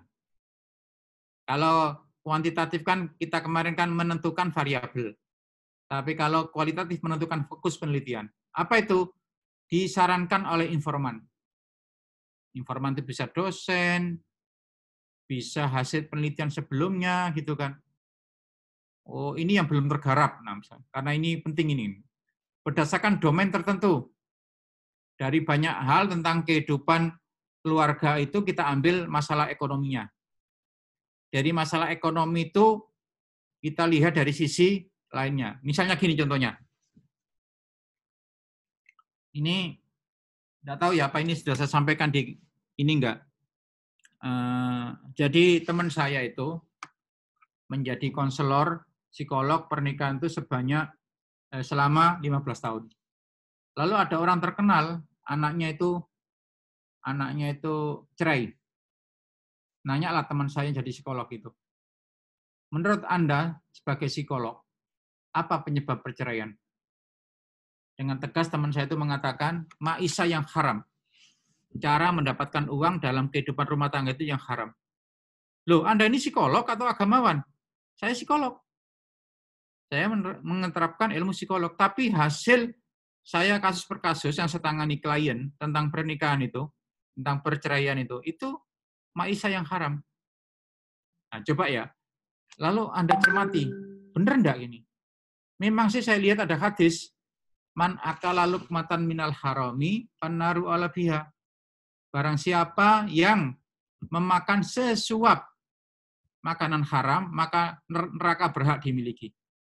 Neraka itu kan apa ya? Terminologi akhirat. Kalau terminologi dunia, orang yang makanan haram itu temperamen, gampang marah. Itu kan dari api. Marah kan dari setan dari api kan. Panas, gampang cerai gitu kan. Ya, putus saja kita. Lalu apa? Giana juga, perempuannya juga gitu kan. Ya, nggak bisa melerai, langsung ada dia nyanyi, pulangkan saja gitu ya. Itu nyanyi dulu waktu saya masih itu. Aku pada ibuku atau ayahku gitu ya. Ingat-ingat lagu lama itu gitu. Tapi kalau orang itu makanan halal, dingin. Tidak temperamen, tidak gampang itu. Nah, coba Anda teliti, iya enggak itu? Fenomenanya kayak apa? Gitu kan. Lalu Anda, jadi ada lagi, mohon maaf ya. Ada mahasiswa saya, sudah nikah, punya anak, meneliti tentang self-acceptance, penerimaan diri. Orang tua yang memiliki anak ABK, anak berkebutuhan khusus. Atau bahasa lainnya cacat lah. Terus saya tanya, kenapa Anda kok meneliti ini? Iya Pak, ketepatan anak saya juga seperti ini Pak. Saya ingin juga banyak belajar sambil belajar sama orang lain Pak. Dengan pura-pura saya meneliti, padahal itu juga untuk kepentingan diri saya Pak. Terus saya tanya, memang banyak nanti respondennya? Banyak Pak. Di kompleks saya aja hanya sekitar 9% Pak, keluarga yang punya anak ABK itu. Hah? 9%? Iya Pak. Ternyata itu saya nggak nyebut ya profesi yang nggak enak. Kalau saya sih mengatakan tempat itu subhat lah. Subhat hasilnya itu. Saya nggak enak nyebut ya. Oke, saya tanya gitu terus saya bisa nyimpulkan ya. Ketika itu ya ada orang yang baru S2 kerja di situ, tahun kedua dia gajinya 10 juta. Saya sebagai dosen, belum profesor ya, sudah doktor, belum profesor waktu itu, gaji saya itu hampir 3 juta. Hampir, belum sampai 3 juta ya. Sementara tahunnya itu saya sudah sekitar 8 tahun atau 7 tahun. Sementara dia itu baru 2 tahun, S2 lagi, bukan S3. Gajinya 10 juta. 4 kali lipat dari gaji saya. Kalau orang cacat karena makanan tidak bergizi, nggak mungkin. Karena apa? Uangnya banyak. Pasti makanannya enak. Berarti apa? Ada faktor lain. Yang barangkali tadi benar itu ya. Mungkin karena pendapatan itu kurang halal gitu, subhat gitu, kira-kira gitulah. Yang itu menyebabkan kimiawi tubuhnya itu nggak bagus gitu. Sehingga gampang ingin cerai dan sebagainya gitu. Kemudian berdasarkan nilai kebaruan, kayak ada novelty, masalah yang terkait teori yang ada, ya jelas itu kan. Oke. Kemudian dalam penelitian kualitatif, peneliti bertindak sebagai instrumen peneliti. Oke. Ya. Data berupa hasil wawancara, observasi dan studi dokumentasi. Wawancara mendalam ya. Lalu wawancara mendalam dengan triangulasi tadi, lalu kita observasi, benar enggak dia ngomongnya itu sesuai dengan kenyataan. Sampai ada sahabat itu pernah melakukan ini, observasi itu. Nabi itu mengatakan, orang itu loh ahli surga. Kaget sahabat itu. Memang dia siapa ahli surga itu kan? Lalu apa? Dia melakukan observasi. Pak, Bu, boleh enggak Bu, saya nginep di rumah ini selama 3 hari? Boleh, silakan. Nah, itu kan. Selama 3 hari itu ya dia nginep. Orang tersebut, sahabat yang disebut Nabi ahli surga itu, nggak pernah sholat malam, nggak pernah ngaji, ya sholat biasa aja. Tidak lebih dari itu. Nah, udah. Sampai 3 hari gitu terus. Sehingga dia punya kesimpulan, wah orang ini nggak punya amalan apa-apa. Tapi kenapa ya? Gitu. Akhirnya dia penasaran, nanya pada orang tersebut. Nah ini namanya observasi yang kemudian diperkuat dengan wawancara. Bukan tanya dulu, tapi observasi. Terbalik ini. Lalu nanya, Pak, apa sih Pak yang Bapak lakukan tiap hari yang mungkin saya tidak tahu? Oh, enggak, saya biasa kayak gini lah. Bapak sendiri tahu. Ini yang Bapak lihat itu tidak terkurangi, tidak ditambahin, ya ginilah kehidupan saya sehari-hari. Terus, tapi apakah ada Pak sesuatu yang khas gitu Pak? Oh ada, apa itu? saya itu menjelang tidur melepaskan seluruh masalah-masalah saya dengan orang lain. Saya berdoa, ya Allah, kalau saya punya dosa pada mereka-mereka itu, mudah-mudahan mereka-mereka itu mau memaafkan saya. Dan ya Allah, saya pun demikian. Ketika mau tidur ini, semua orang tidak punya masalah dengan saya. Semua orang itu baik dengan saya, semua gitu. Oh, ternyata itu ya yang menjadikan bahwa Nabi mengatakan ahli surga itu. Nah, itu namanya observasi didukung oleh wawancara. Tapi ada orang wawancara didukung observasi. Ya, misalnya ketika Anda pacaran kan gitu kan, Anda sambil ngomong, sambil apa gitu. Apa iya ya, tiap ngajak pacaran, kok dia bawa mobil gitu kan. Dan hebatnya apa? Mobilnya gonta-ganti. Berarti kaya ini orang ini. Wah, luar biasa. Lalu diam-diam observasi. Kenapa kok mobilnya gonta-ganti? Apa saking kayanya? Ternyata bukan. Ternyata dia itu adalah anaknya pemilik bengkel. Hanya orang yang mobilnya diperbaiki di situ, malam dipinjam untuk satu saat, karena satu saat dia itu apa namanya, nggak ngapel. Begitu ngapel, nggak mau ceweknya itu diajak. Kenapa? Karena bawa mobil tapi bukan mobil sembarangan. Mobil yang itu nyedot WC itu ya, siapa yang mau kan? Apel pakai sedot WC itu ya. Oke ya, nah itu namanya wawancara yang kemudian diperkuat dengan observasi. Saya kira penting ya, supaya data kita valid tentang itu. Data yang diperoleh perlu diuji keabsahannya dengan cara apa? Member check. Nah, kita sudah punya kartu ya, kira-kira gitu. Sorry ya, kalau kita nggak punya akses gitu ya. Kecuali kalau polisi gitu ya, lain polisi. Ya, Zainal Abidin gampang itu masuk kemana aja boleh gitu kan. Ya, kalau sudah pakai gitu. Tapi justru kalau neliti pakai pakaian polisi itu nggak akan dapat apa-apa. Apalagi kualitatif. Karena apa? Orang lebih banyak berdusta, bohong. Tapi kalau Anda menyamar, tapi kalau Anda mau ya, member, memang harus member. Muammar itu ya, untuk meneliti tentang ODA, orang dengan HIV/AIDS, itu dia harus jadi member dulu. Kalau kita mau, misalnya ya, bagaimana pengelolaan uang yang haram itu, misalnya apa? Dari hasil PSK. PSK itu apa ya? Puasa Senin Kemis ya? Pekerja seks komersial ya. Misalnya dari tadi, kalau mendapatkan uang itu haram, nanti itu akan nggak berkah kira-kira gitu ya. Lalu apa? Anda teliti itu, sampai Anda observasi. Maka supaya enak, Anda jadi member, seolah-olah itu jadi pelanggan. Tapi jangan Anda larut di situ, sekalian Anda jadi pengguna, ya jangan itu. Oh, bahaya itu. Tapi apa? Anda minta waktu untuk wawancari dia. Oke, biasanya kalau melayani 1 jam berapa tarifnya, saya kasih uang. Tapi ya, kita sambil ngomong-ngomong aja lah. Nah, ngomong-ngomongnya justru itu kita menelitinya seperti itu. Karena dengan demikian kita jadi tahu langsung ya. Sampai ada cerita kan, mungkin apa saya sudah pernah cerita ya mengenai PSK yang bulan Ramadan itu. Pernah saya lihat, saya ceritakan. Belum ya? Jadi ada wartawan Republika ya, itu meneliti. Ternyata para PSK itu ketika Ramadan itu rindu akan keberagamannya. Mereka tuh kepingin ya menunaikan segala aktivitas yang terkait dengan Ramadan. Sampai mereka itu puasa. Mas, saya ini puasa loh, Mas. Saya ini puasa sekarang ini, ketika diwawancara itu. Tapi Mas, saya tetap melayani tamu, Mas. Sehari itu minimal 7 sampai 10.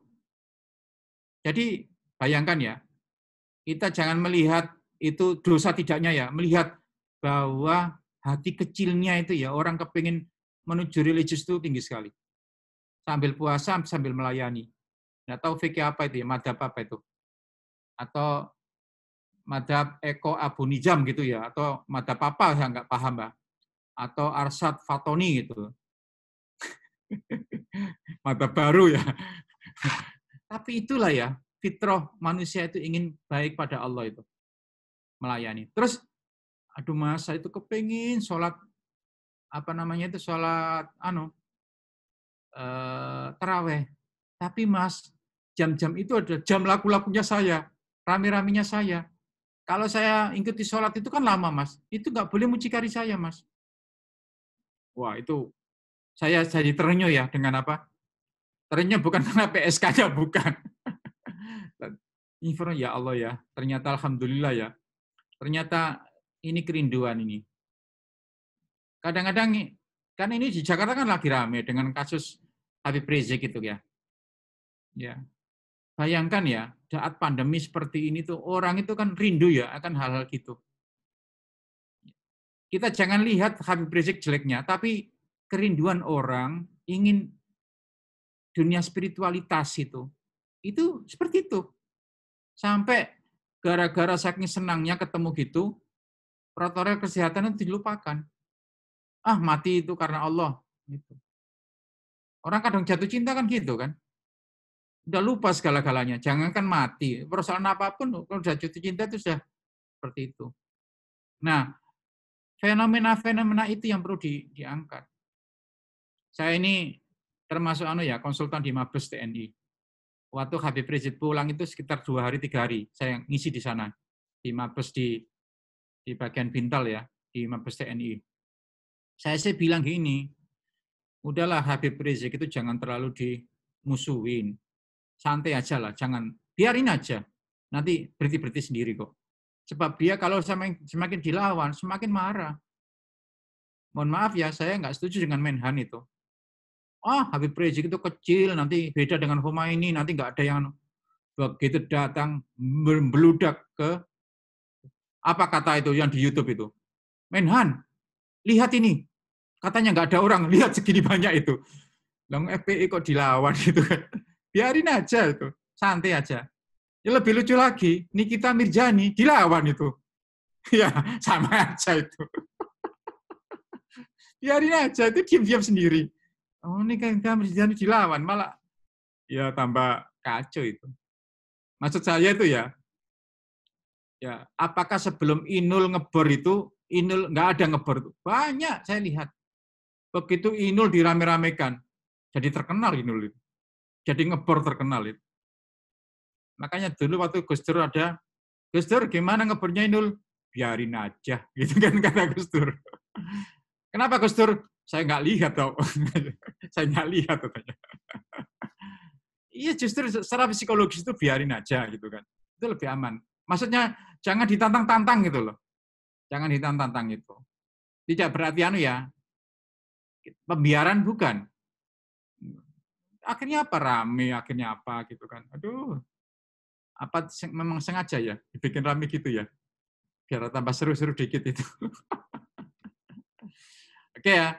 Ya itu kalau Anda jadi peneliti di kualitatif itu akan lebih dalam itu. Meneliti-meneliti gitu itu. Sampai fenomena yang dibalik itu semua Anda bisa membacanya gitu ya. Berikutnya ya triangulasi sudah memperpanjang pengamatan, tidak bisa cepat ya. Jangan kira karena nggak pakai statistik gampang, enggak, lama kualitatif. Teknik pengumpulan data, teknik purposif, snowball udah tadi. Tahapan-tahapannya ini ya, saya kira nggak usah saya sampaikan. Tahapannya tadi tinggalan aja nih. Kemarin juga ada tahapan kuantitatif, kalau ini tahapan kualitatif ya. Ini sudah, nanti dibaca aja ya, ini saya kirim itu. Analisis datanya saya kira udah gampang gitu ya. Contohnya itu. Nah, dan seterusnya lah, ini nanti dibaca aja, karena ini uraian-uraian berikutnya itu. Tapi yang penting tadi itu ya, paradigmanya ini bagaimana merumuskan tahapan itu sudah ada semua ini. Tinggal nanti saya kirim aja ini. Mungkin ada yang tanya, silakan.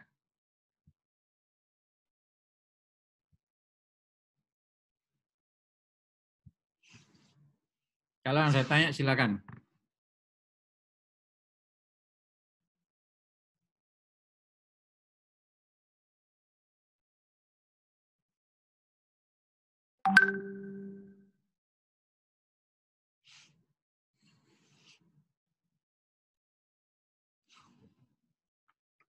Kalau Anda diam terus gini, nanti juga jadi objek penelitian saya itu. Prof, mau bertanya, boleh? Asat, Prof. Silakan. Kalau penelitian kualitatif ini, apakah dia pasti bersinggungan dengan keilmuan lain, Prof? Atau ya satu teori, grand teori yang bakal dicapai gitu? Justru kualitatif itu tidak pakai grand teori. Kita berangkat dari fenomena, dari induktif. Jangan ngomong teori dulu. Teori itu hanya sekedar menjadi framework kerja kita. Ya, ibarat gini ya. Nah, gini. Kemarin sudah saya sampaikan itu perumpamaan yang kuliah awal-awal itu. Waduh, saya ini perut saya lapar ya. Saya kepingin makan saya. Oh, oke, hari ini saya kepingin makan soto. Itu sudah teori. Soto adalah racikan bumbu yang terdiri dari A, B, C, D. Sudah jelas. Ya, kalau tidak itu bukan soto. Kalau tidak itu bukan soto. Apa Pak? Siti mungkin ya. Bukan soto tapi siti itu. Konon makan soto yang paling enak itu bukan bumbunya, bukan apanya, tapi makan soto sama siti itu yang paling enak katanya itu.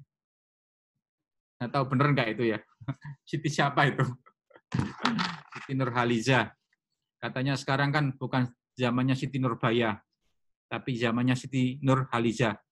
Jadi tidak penting ya orang nikah sama duda. Ternyata Siti Nurhaliza juga istrinya, suaminya duda. Sama-sama dudanya juga itu. Oke ya. Kok ngomong duda juga sih? Ngomong duda, ngomong janda. Itu ada dalilnya tuh, manjanda wajada itu ya. Manjanda wajada. Oke ya, jadi prinsipnya nggak pakai teori kualitatif itu. Seperti itu. Nah, tapi kalau Anda mau kualitatif, saya mau makan apa? Tidak tahu, pokoknya saya mau makan aja. Nah, berarti Anda nggak pakai teori. Pokoknya saya cari makanan. Akhirnya Pak, Anda ke hutan. Semua bumbu-bumbu yang ada, semua daun-daun yang ada, Anda cicipin. Nah, ini cocok ini. Wah. Tapi nggak enaknya ketika Anda mencicipi daun yang itu loh, daun yang gatal itu. Wah, itu kalau kena tubuh tuh gatalnya tuh gak ketulungan tuh ya. Tapi kalau nggak enaknya itu, tapi kalau Anda menemukan bumbu masak, maka betul-betul Anda akan sensasional betul. Dapat bumbu yang bagus. Kenapa? Anda mendapatkan teori baru. Memang kualitatif itu bukan grand teorinya, tapi mendapatkan teori baru. Nah, untuk apa Pak grand teori itu? Hanya framework kita saja. Ya, kita ingin makan. Ya, ingin makan tuh harus menyediakan segala banyak bumbu atau apa gitu. Ya, jangan sampai ya kira-kira gini. Saya mau makan lapar terus Anda ke toko baju gitu ya. Mungkin enggak? Enggak mungkin kan? Atau Anda, oh cinta itu penting Pak. Oh gitu. Kalau saya lapar saya harus pacaran juga enggak? Jadi framework itu hanya sekedar gitu. Makan itu koridornya di sini itu ya. Supaya Anda tidak tadi umpamanya Anda mau lapar kok ke toko baju, percuma, enggak dapat apa-apa. Bukan untuk mendesain seluruh penelitian kita teori itu, tapi hanya sebagai framework secara umum saja gitu. Oke, mungkin ada lagi pertanyaan, silakan.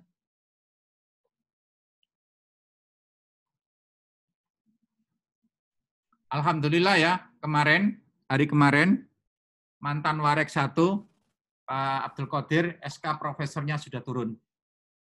Jadi sekarang Palangkaraya sudah punya profesor 2. Prof. Handana, Warek 1 dengan mantan Warek 1. Terus kemarin juga, ya hari Kamis saya yang menyidangkan, saya ketepatan tim penyidang itu ya, di pusat ini. Pak Direktur, Pak Nur Muslim, juga sudah disetujui di Kementerian Agama, profesornya. Nanti akan berlanjut ke Kemristek Dikti. Di Kemdikbud ya, di Dikti gitu. Ada 2 orang sama Pak Sar'i. Pak Sar'i ya, ada 2 orang. Mudah-mudahan dua-duanya nanti bisa cepat lolos profesornya, sehingga nanti punya 4 profesor itu. Dan sudah saya ngomong ya, kita sudah siap-siap untuk buka S3. Mudah-mudahan Anda nanti lulus, S3-nya sudah. Jadi Anda boleh kuliah 5 tahun, 6 tahun, tapi pulangnya 6 tahun itu gelarnya bukan MAG atau ME ya, ekonomi, tapi doktor gitu ya. Doktor Eko Abu Nizam, wah keren itu. Doktor Zainal Abidin, wah bintangnya nanti langsung bertaburan itu.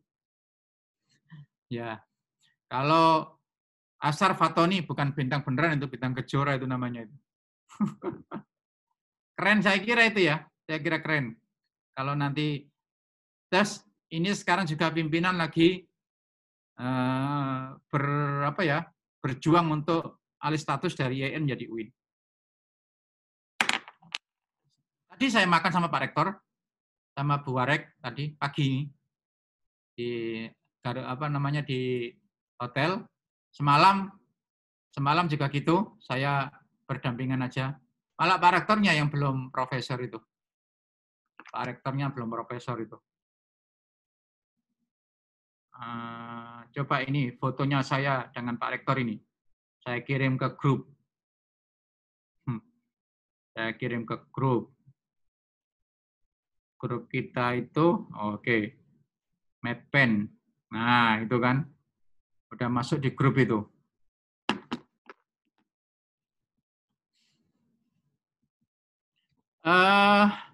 Saya mohon maaf ini ya. Hanya bisa ngasih kuliah separuh ini. Ya, karena saya mau rapat lagi nih dengan para warek-warek 1 tentang bagaimana pengembangan PT KIN Indonesia ini. Karena saya itu walaupun ombes saya di psikologi UIN Jakarta, tapi saya itu tenaga ahli ya, di mana-mana itu. Ibarat saya ini Bang Toyib mana-mana itu ya. Tapi alhamdulillah ya, ilmu saya dipakai di mana-mana gitu kan. Bahkan pertengahan bulan ini saya mau ke Ternate. Terus saya ketemu Pak Rektornya. Isinya sebetulnya ada acara workshop 2 hari. Pak Rektor, sekalian saya kepingin ngajar di daerah. Terus, ya Prof, koordinasi ke direktur. Terus tadi saya telepon, oke, nanti saya ajak ke Bacan katanya. Dari Ternate ke Bacan. Bacan yang terkenal ada apa namanya? Batu Bacan itu ya. Batu Bacan itu. Ngajar di sana, ngajar di sana. Dan katanya istrinya Bupati itu juga jadi mahasiswa saya. Wah, mantap itu. Saya waktu ke Morota itu malah bupatinya yang, udah Prof, kalau mau pakai itu perahu, ada perahu speedboat itu ya, pakai aja gitu. Saya kan juga mancing di laut ya. Saya nggak mau mancing kerusuhan, nanti ditangkap Zainal saya nanti. Bahaya. Ya, saya justru orang psikologi harus bisa melerai bagaimana ya chemistry yang hilang itu bisa jadi penuh sekali. Ada yang tanya, silakan sebelum saya akhiri. Saya mohon maaf ini nggak bisa full, karena saya sudah lapor kok sama tadi pimpinan, kalau saya nggak bisa full karena ada acara ini.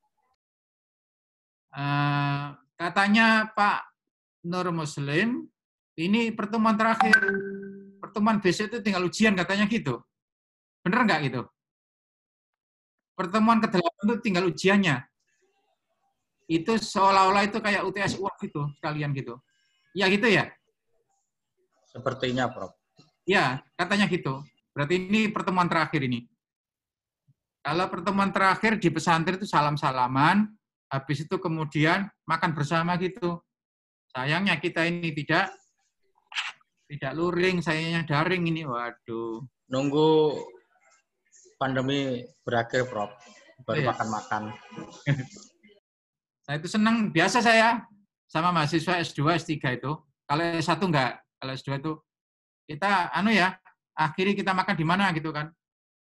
Malah saya kalau di restoran mahal-mahal itu enggak mau. Justru ya itu yang murah-murah gitu ya. Ditunggu Prof, di sini Prof. Izin. Oh, gitu ya. Diajak mancing sekalian nanti saya ya. Siap. Mancing kerusuhan itu. Saya dulu pertama kali ke Palangkaraya itu justru undangannya Pak Wali dulu, Pak Riban Satya. Saya itu.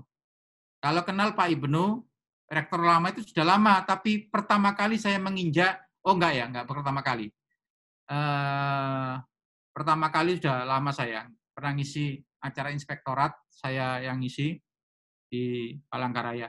Tapi saya ke IAIN itu bermula dari undangannya Pak Wali, Pak Riban Satya dulu. Terus kemudian mampir ke IAIN gitu kan. Akhirnya apa? Dipakai terus. Nah, begitu tahu kalau saya ini penilai profesor itu langsung saya, ya, Anda dapat berkahnya ini, bisa masuk di ini. Padahal saya jarang loh, saya ngajar di S2 itu.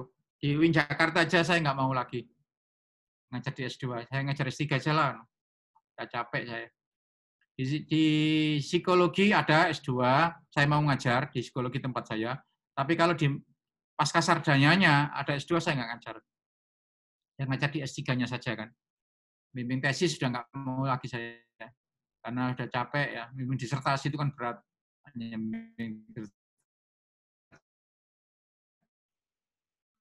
nah, ini ya, metodologi riset ini ada di, jadi istilahnya apa ya, ilmu bantu, tapi justru menentukan segala-galanya.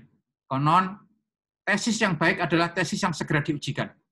Jadi jangan ya, saya berharap sesibuk apapun, luangkan waktu khusus untuk buat tesis. Tapi juga tesis jangan sekedar tesis ya, kalau bisa bermutu ya. Bermutu beneran, bermutu berkualitas, bukan bermutu itu bermuka tua, bukan. Bermuka tua gara-gara saking lamanya kuliah gitu kan, mukanya tua semua kalau lulus itu. Jadi MA, mahasiswa abadi gitu, jangan. Ya yang bagus dan mudah-mudahan nanti ketika Anda sudah lulus S2 langsung masuk ke S3-nya. Wih, keren itu, keren. Apalagi usia S3 sebelum usia 30 tahun, wah keren itu. Apalagi usia 26 tahun, doktor, keren itu. Dr. Esi Susanti, ya wisudawan S3 paling muda, gitu kan. Mudah-mudahan, paling mudah-mudahan. Keren itu saya kira itu. Saya kira itu ya. Ini saya kirim ke grup, bahan tadi. Dan nanti mengenai ujian, akan saya beritahu lebih lanjut. Kayak apa modelnya dan sebagainya. Ya. Mudah-mudahan mudah dong. Gimana? Dari yang paling mudah aja, Prof. Tapi nilainya mudah juga ya? Nilainya nilai anu ya? Ya, A+ gitu, Prof. A+ atau A+? Ya, mudah-mudahan apa yang diharapkan oleh April ini diterima di sisinya. Amin. Amin. Oh, doa semuanya kan berharap diterima di sisinya ya.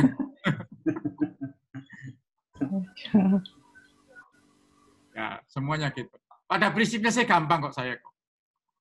Kalau saya kok gini, kalau saya. Ya saya bikin soal itu sulit saya. Bikin soal sulit dan soal itu agak terbuka.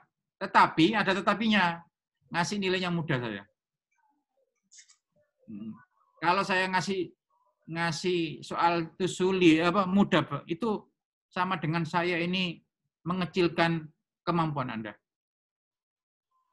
Tapi kalau saya ngasih soal sulit, wah itu menghormati kemampuan Anda. Wajah-wajah Anda itu nggak patut dikasih soal yang mudah. Ini soal 1 dikasihkan soal 2 itu, aduh. Ya. Kemarin terima kasih tuh, udah. Ya, walaupun ada bahasa-bahasa tertentu yang lucu kadang-kadang. Ini nggak tepat menerjemahkannya kemarin ya. Terus ada juga yang mengambil dari bahan yang lain, bukan terjemah dari itu. Padahal buku itu bagus ya. Kalau buku tersebut itu bagus. Itu yang kemarin ya, saya berikan itu. Sayangnya nggak sempat baca yang banyak-banyak, Prof. Oh gitu ya. Jika Anda beritahu pun saya sudah tahu dengan cara tadi Anda minta bagaimana soalnya itu. Orang psikologi itu kan pandai mengasesmen kan, kayak apa gitu kan. Udah biasa saya asesmen itu. Oke ya, saya kira itu ya. Ya, sukses semua ya, mudah-mudahan. Amin. Ya. Amin. Saya betul-betul ya kepengen Anda ekonominya itu yang muncul gitu ya. Amin. Itu tidak hanya diperhitungkan di orang-orang PTKIN keagamaan, tapi juga di fakultas-fakultas umum lainnya gitu ya. Itu yang saya inginkan itu. Saya nggak mau mahasiswa-mahasiswa ekonomi ini dianggap sepele. Sorry ya, mohon maaf itu. Saya juga psikologi Islam, tapi alhamdulillah di UI, UGM, kemarin ngisi juga di Makassar itu. Sampai tahun ini Makassar 3 kali saya. Di Malaysia ngaji 3 kali. Apalagi yang psikologi di Muhammadiyah itu, sering saya ngundang saya itu. Jadi alhamdulillah saya ini psikologi Islam, profesor psikologi Islam di UIN, tapi dipakai di mana-mana. Bahkan saya ngajar UI. Saya bukan alumni UI, ngajar di S2 UI, bayangkan itu. Bayangkan kalau Anda itu orang dari YIN, Palangkaraya, ekonomi Islam, nanti disuruh ngajar ekonomi di fakultas ekonomi tempat lain. Keren itu ya, keren.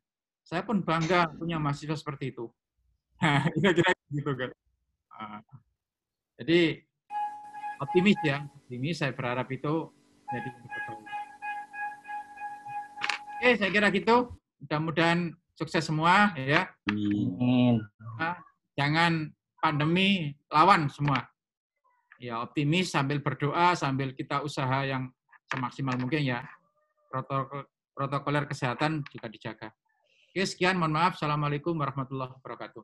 Waalaikumsalam warahmatullahi wabarakatuh. Terima kasih, Prof. Terima kasih, Prof. Oke. Jaga kesehatan, Prof. Amin, amin. Ya, ya. Insya Allah. Sehat selalu.